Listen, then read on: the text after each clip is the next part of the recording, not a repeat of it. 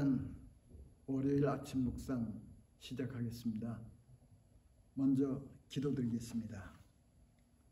주님, 우리를 불쌍히 여기소서. 우리는 온 마음과 힘을 다하여 주님을 사랑하지 않았습니다. 이웃을 사랑하지 않았으며 남을 용서하지 못했습니다. 주님, 우리를 불쌍히 여기소서. 주님께서 우리를 섬기셨듯이 우리도 서로 섬기라고 하신 명령에 무관심하였고 주님의 뜻에 진실하지 못했으며 주의 성령을 슬프게 하였나이다. 주님, 우리의 잘못을 고백하나이다. 주님께 고백하오니 우리는 불충하고 교만하고 미선적이었으며 참을성이 없었고 내 욕망을 따라 살며 남을 이용했나이다. 주님, 우리의 잘못을 고백합니다. 우리가 좌절하여 분노하고 남의 행운을 시기했으며 세상 안락과 평안만을 사랑하였고 우리 직업과 일상생활에 정직하지 못했으며 기도와 예배를 게을리하고 믿음을 바로 세우는 일에 소홀하였나이다. 주님, 우리가 회개하나이다. 이웃에 대하여 자비심 없었고 편견을 가지고 나와 생각이 다른 사람들을 경멸했나이다. 주여, 우리의 회개를 받아주소서. 하나님의 아들 예수 그리스도의 십자가와 순환으로 인하여 우리 모두 믿음의 선조들과 함께 주님의 구원의 은총에 참여하게 하옵소서. 예수 그리스도 이름으로 기도합니다. 아멘. 성경 말씀 읽겠습니다. 성경 말씀은 마태복음 26장 66절부터 75절입니다. 제가 봉독하겠습니다. 베드로가 안뜰 바깥쪽에 앉아 있었는데 한 하녀가 그에게 다가와서 말하였다. 당신도 저 갈릴리 사람 예수와 함께 다닌 사람이네요. 베드로는 여러 사람 앞에서 부인하였다. 나는 네가 무슨 말을 하는지 모르겠다. 그리고서 베드로가 대문 있는 데로 나갔을 때 다른 하녀가 그를 보고 거기에 있는 사람들에게 말하였다. 이 사람은 나사렛 예수와 함께 다니던 사람입니다. 그러자 베드로는 맹세하고 다시 부인하였다. 나는 그 사람을 알지 못하오. 조금 뒤에 거기에 서 있는 사람들이 베드로에게 다가와서 베드로에게 말하였다. 당신은 틀림없이 그들과 한패요. 당신의 말씨를 보니 당신이 누군지 분명히 드러나오. 그때 베드로는 저주하며 맹세하여 말하였다.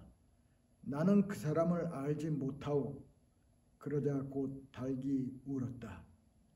베드로는 달기 울기 전에 네가 나를 3번 부인할 것이다 하신 예수의 말씀이 생각나서 바깥으로 나가서 몹시 울었다. 아멘. 성도 여러분, 이 아침에 우리 함께 베드로의 이야기 속으로 들어가 보십시다. 베드로를 통해서 우리 자신의 모습을 들여다 봅시다. 본문이 들어있는 마태복음 26장 31절에 보면 베드로가 장담하는 모습이 보입니다. 주님이 제자들과 최후의 만찬을 드신 후 제자들에게 말씀하셨죠. 오늘 밤에 너희는 모두 나를 버릴 것이다. 그러자 베드로가 나섭니다. 비록 모든 사람이 다 주님을 버릴지라도 나는 절대로 주님을 버리지 않겠습니다. 베드로는 진심으로 그렇게 말했을 겁니다. 그러나 주님께서는 베드로에게 이렇게 말씀합니다. 내가 진정으로 네게 말한다. 오늘 밤에 달기 울기 전에 네가 3번 나를 모른다고 할 것이다. 그러자 베드로가 또 장담합니다. 주님과 함께 죽는 한이 있더라도 절대로 주님을 모른다고 하지 않겠습니다. 이렇게 말했던 베드로 그 후 어떻게 했습니까? 성경에 보면 베드로는 다른 제자들과 마찬가지로 주님을 버리고 달아났습니다. 성도 여러분, 인간으로 존재 않는다는 것은 이런저런 유혹과 시련을 겪으며 산다는 것입니다. 유혹과 시련으로부터 면제받은 사람은 없습니다. 우리 가운데 누구도 끝까지 믿음을 지키고 예수 그리스도를 따르겠다고 장담할 수 있는 사람은 없습니다. 결심한다고 해서, 장담한다고 해서 주님을 신실하게 따를 수 없습니다. 우리가 믿음을 지키고 주님을 신실하게 따르려면 주님의 도우심이 필요합니다. 우리가 기도를 통해서 주님의 도우심을 구하고 기도함으로 깨어 있을 때 우리가 주님을 더 온전한 모습으로 따를 수 있다고 생각합니다. 저는 이 아침에 베드로가 실패한 이유를 몇 가지 여러분과 함께 생각해 보고 싶습니다. 마태복음 26장 36절 이하에 보면 주님께서는 몇몇 제자들과 함께 겟세마네 동산에 올라가셨습니다. 그리고 예수님은 기도하셨습니다. 그러나 그때 베드로는 잠이 들었습니다. 주님께서 베드로를 찾아오셔서 말씀합니다. 시험에 빠지지 않도록 깨어서 기도하라. 이 말씀은 베드로에게 하신 말씀이지만 오늘 우리에게 하시는 말씀으로 알아들었으면 좋겠습니다. 많은 질병이 감기 같은 가벼운 증세로 시작되듯이 우리 영혼의 질병도 기도하지 않을 때 우리의 약한 부분을 틈타서 공격합니다. 기도는 하나님의 뜻에 민감하게 해줍니다. 우리를 깨어있는 그리스도인으로 살아가게 합니다. 기도를 계속 하는 사람이 신실한 하나님의 사람으로 살아갈 수 있습니다. 저는 마태복음 26장 58절에서 베드로가 실패한 또 한 가지 이유를 발견합니다. 다른 제자들과 함께 도망쳤던 베드로, 그래도 그는 양심이 있었는지 예수님이 어떻게 되는지 보려고 슬그머니 따라왔습니다. 그런데 58절에 보면 베드로가 멀찍이 떨어져서 예수님을 따라갔다고 기록해 놓고 있습니다. 베드로는 여전히 자기의 안위가 걱정이 되었습니다. 그래서 관망하면서 거리를 두고 주님을 멀찍이 따라갔습니다. 그는 자기가 겪어야 할 시련을 걱정했습니다. 앞에서 우리가 보았듯이 베드로는 주님과 함께 죽는 한이 있더라도 절대로 주님을 모른다고 하지 않겠다고 했는데 죽기는커녕 그냥 어떤 어려움이 닥칠까봐 전전긍긍하며 주님을 멀찍이 따라갔습니다. 성도 여러분, 베드로의 모습에서 우리 자신의 모습을 볼 수 있지 않습니까? 우리는 어떤 모습으로 주님을 따르고 있습니까? 주님을 멀찍이 따른다는 것은 어떤 상태를 말하나요? 우리가 주님을 믿는 사람인지 믿는 사람이 아닌지 분간하기 어려운 어정쩡한 모습으로 살고 있다는 것입니다. 교회에서는 예수님을 잘 믿는 사람같이 보이는데 밖에서는 예수님을 믿는 사람인지 알아보기 힘들게 그런 모습으로 살아가는 그런 것이 우리가 주님을 멀찍이 따르는 것입니다. 주님을 멀찍이 따르는 사람, 주님과 거리를 두는 사람은 쉽게 주님을 부인하게 됩니다. 다시 베드로의 모습을 성경에서 보겠습니다. 58절에 보면 베드로는 예수님이 어떻게 되는지 보려고 하인들 틈에 끼어 앉아 있습니다. 대제사장은 예수님을 사형으로 몰고 갑니다.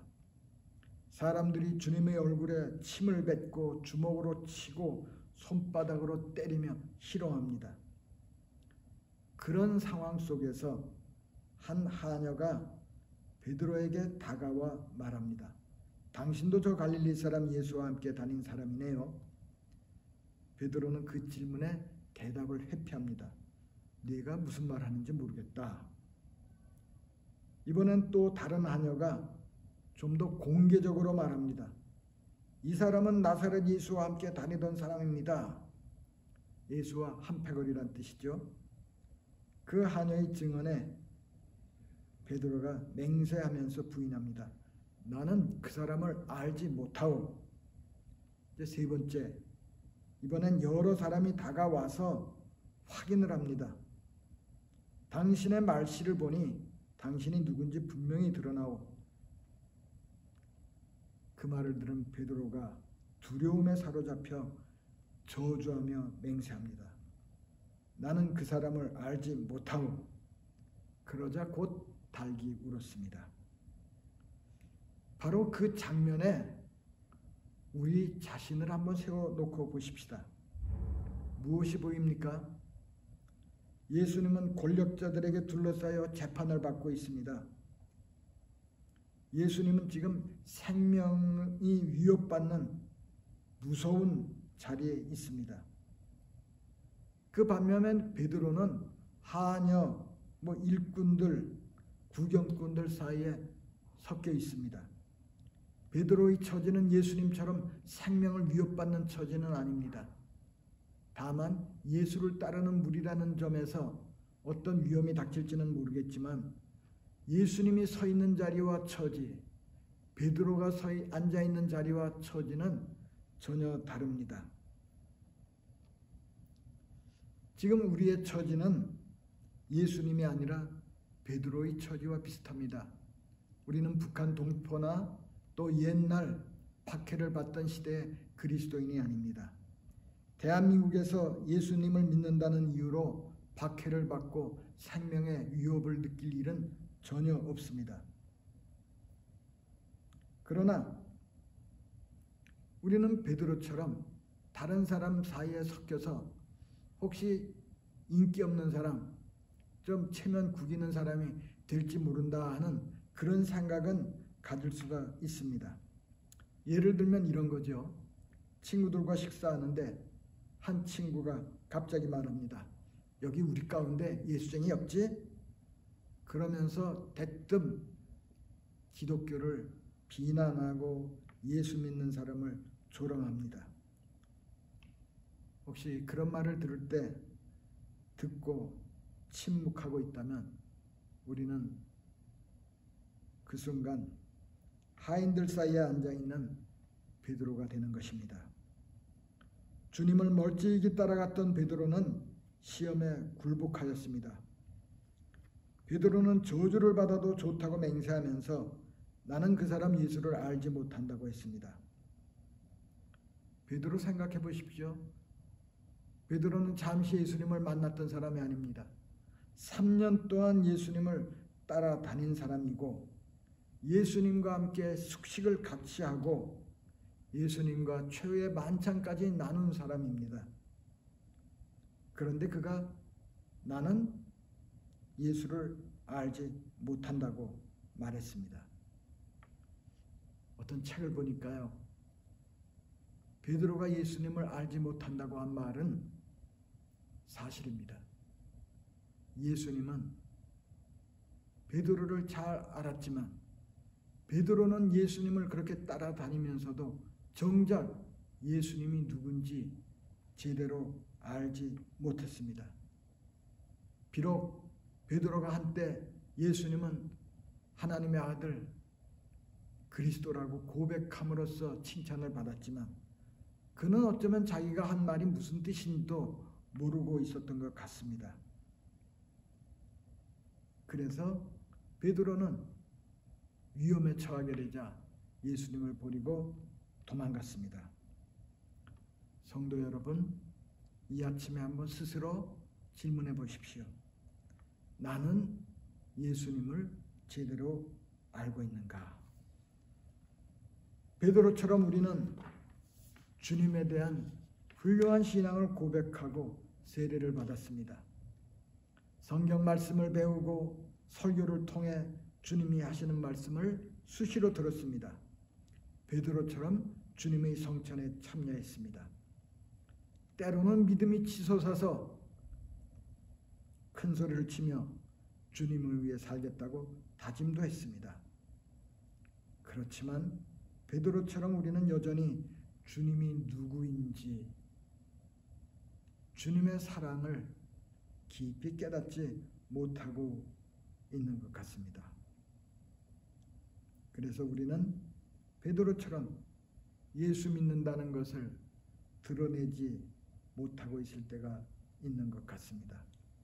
같은 내용을 전하고 있는 누가복음 22장 61절에 보면 베드로가 예수님을 세 번째 부인하고 달기우는 순간 이런 말씀이 기록되어 있습니다. 주님께서 베드로를 똑바로 보셨다. 그 무참한 순간 예수님이 베드로를 똑바로 보셨다고 했습니다. 어떤 눈길로 보셨을까요? 이 배신자, 원망하는 눈길로 보셨을까요? 제 생각에는 깊은 연민과 사랑으로 애처로운 눈빛으로 베드로를 바라보셨을 것 같습니다. 성도 여러분, 우리가 주님을 바라보는 것도 중요하지만 주님께서 나를 바라보시는 그 주님의 사랑스러운 그 깊은 애정이 담긴 그 눈길을 우리가 의식할 수 있으면 좋겠습니다. 오늘 본문 말씀은 이렇게 끝납니다. 그때 베드로는 닭이 울기 전에 네가 나를 3번 부인할 것이다 하신 예수님의 말씀이 생각나서 바깥으로 나가서 몹시 울었다. 성도 여러분, 베드로는 예수님의 제자였습니다. 동시에 베드로는 배신자가 되었습니다. 그러나 주님의 눈길에 부딪히자 주님의 말씀이 생각나서 바깥으로 나가서 통곡했습니다. 베드로는 주님의 사랑과 은혜를 받고 나중에 다시 일어섰습니다. 베드로는 깊은 참회와 회개와 함으로 다시 시작함으로 진짜 베드로, 반석 같은 믿음의 사람이 되었습니다. 그리고 주님을 위해, 교회를 위해 헌신하다가 하나님께 영광을 돌리는 죽음으로 삶을 마감했습니다. 지금 베드로는 믿음의 경주를 잘 마치고 모든 믿음의 선조들과 함께 그 뒤를 이어 달리고 있는 우리들을 지켜보고 있습니다. 성도 여러분, 이 고난주간 첫날 아침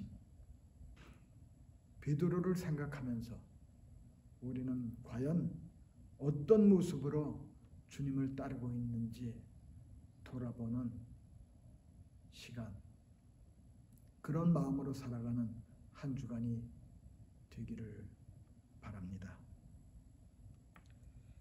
오늘 말씀 묵상을 마치면서 기도 제목을 이렇게 생각해 보았습니다. 이번 한 주간 나는 과연 어떤 모습으로 살아가고 있는지, 우리가 어떤 모습으로 살아가야 될지 하나님께 기도하면서 우리의 삶의 모습을 바로잡는 그런 시간이 꼭 있기를 바랍니다.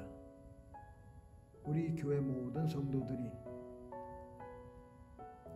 회개한 베드로처럼 온전한 마음으로 주님을 따르기를 다짐할 수 있도록 우리가 서로를 위해서 기도하는 한 주간이 되기를 바랍니다.